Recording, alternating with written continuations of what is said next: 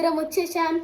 That I can't talk and ఈయన నా note నుంచి ఒక మాటను బయటకు తీయాలి. నవ్వద్దు.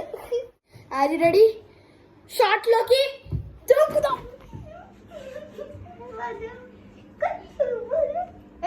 టీవీ కావాలి.